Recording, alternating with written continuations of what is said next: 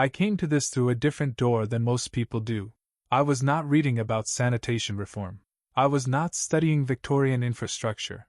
I was reading a letter, a private letter, written in 1863, by a post office clerk in London named Adolphus Ramsay, and in it he described something that stopped me completely. He described standing inside a tunnel beneath Euston Road, watching a cylindrical iron carriage the size of a man disappear into a tube with a sound he called a soft, mechanical exhale. He was not describing a sewer. He was describing a mail network, and it was running directly beneath one of the most densely populated cities in human history, completely invisible, completely silent, and almost completely forgotten. That is where this begins.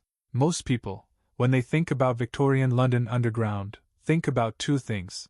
They think about the sewers, Joseph Bazalgette's enormous brick arteries, built after the Great Stink of 1858, carrying waste away from the Thames, and they think about the Underground Railway, the Metropolitan Line, carriages of people moving through smoke and soot. What they do not think about is a third system, a parallel network, one that used air pressure, not steam, one that carried letters and parcels, not passengers, one that was technically more sophisticated, more quietly revolutionary, and more aggressively erased from public memory than either of the other two. Here is what researchers found when they studied this properly. Dr. Carolyn Marvin, then at the Annenberg School for Communication at the University of Pennsylvania, published work in the 1980s examining how Victorian cities managed the problem of communication infrastructure. Her argument, which has only grown more supported over time, was that pneumatic systems were not peripheral experiments. They were serious, funded, institutionally backed attempts to solve the speed problem of urban communication. The telegraph could send a message, but it could not send a letter, a banknote, a document requiring a physical signature.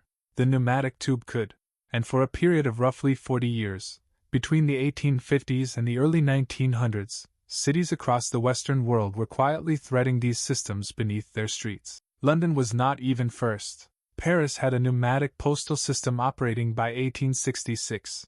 New York had an experimental line running under Broadway by 1870. Chicago, Berlin, Vienna, all of them had versions of this network. But London's was the most ambitious. And London's was the one most thoroughly buried, not just underground, but in the historical record itself. The London Pneumatic Despatch Company was formed in 1859. It was not a fringe operation. Its investors included the Duke of Buckingham. Its engineers included Rammel and Rammel, figures who had already worked on early underground railway proposals. It received a formal contract from the British Post Office, and between 1863 and 1865, it constructed a working tunnel stretching from Euston Station to the Northwestern District Post Office, approximately half a mile beneath the streets, with a tube diameter large enough that during a demonstration in 1865, company directors actually rode through it inside one of the cylindrical carriages. There are accounts of this. There are newspaper reports. There is even a sketch, reproduced in the Illustrated London News, of men in top hats sitting inside what looks like a large horizontal cannon, about to be fired beneath the city. This is not mythology. This happened. So why does almost no one know about it? The answer to that question is not simple, and it is not comfortable, because it involves decisions that were made deliberately, by institutions that had reasons to make them, and it involves the destruction of something that, had it survived, might have changed the shape of modern cities in ways we cannot now easily calculate. Here is the pattern that is difficult to explain away. By 1874, the London Pneumatic Dispatch System had been operating for nearly a decade. It was moving hundreds of thousands of mail items per year. It was faster than surface delivery. It was unaffected by traffic, weather, and the chaos of Victorian street life. And then the post office declined to renew its contract. Not because the system failed. The parliamentary record from that year is specific on this point. The system was working. The decision was financial and political.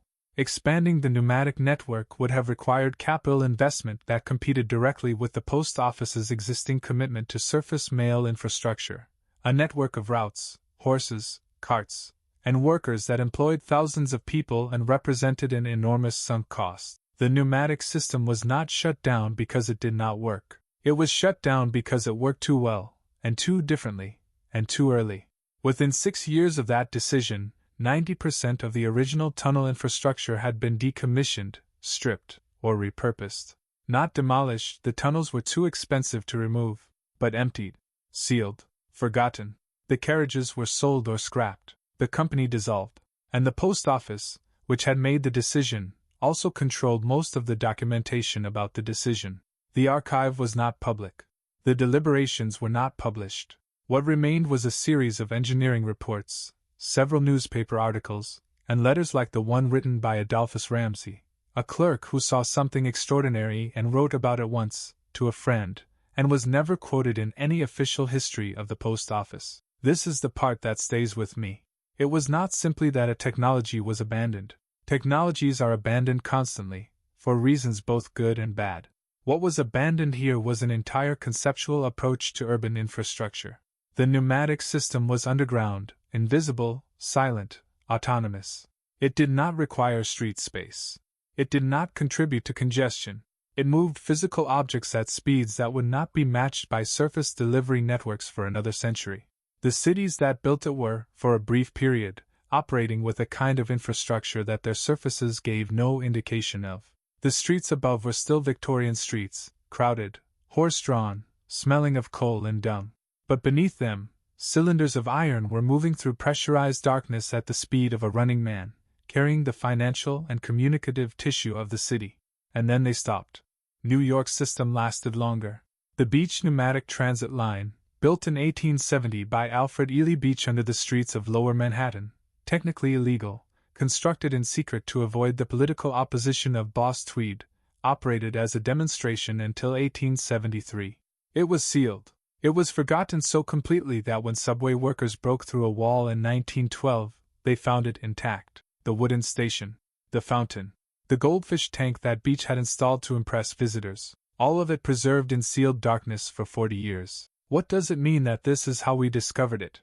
Paris's pneumatic postal network survived longer than any other. It continued operating until 1984. 118 years of pneumatic mail moving beneath Paris, and almost no Parisian on the street above had any reason to think about it. At its peak in the early 20th century, the Paris system had over 400 kilometers of tubes and was processing around 30 million letters per year. 30 million. It was shut down not because it stopped working, but because the volume of mail was declining. The telephone had taken over the communicative function that physical mail once served. The infrastructure was simply too expensive to maintain for a shrinking use case. But here is what that long survival tells us. The technology was not fragile. It was not a Victorian curiosity that could not survive into modernity. It survived in Paris through 2 world wars, through the German occupation, through the reconstruction of the entire European economy. The tunnels held. The pressure systems worked. The technology was sound. What failed it in London was not engineering. What failed it in London was a decision made in a room we cannot fully see, in 1874, by people who weighed institutional self-interest against genuine innovation and chose the former. Dr. David Nye, historian of technology at the University of Southern Denmark, has written about what he calls technological foreclosure, the moment when one infrastructure path becomes so dominant that alternatives are not simply outcompete but made invisible. The road does not just win against the railway. The road makes it difficult to imagine the railway. The pneumatic network did not simply lose to surface mail. Surface mail, and later the telephone, made it difficult to imagine that physical objects could have moved through cities in a completely different way, through a completely invisible layer, without any surface footprint at all. We built cities as if the only dimension available was the horizontal one. Streets, traffic, congestion, noise. The pneumatic systems pointed at a vertical alternative, not skyscrapers, but depth, moving things down and through, instead of across. That idea did not die because it was wrong. It died because it lost a contract renewal in 1874. There is something in this that I find genuinely difficult to set aside.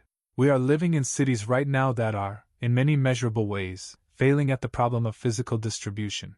Delivery vehicles clog streets. Last-mile logistics is one of the most expensive and least efficient components of modern commerce. Urban air quality is damaged by exactly the kind of surface-level traffic that the pneumatic system was designed to replace.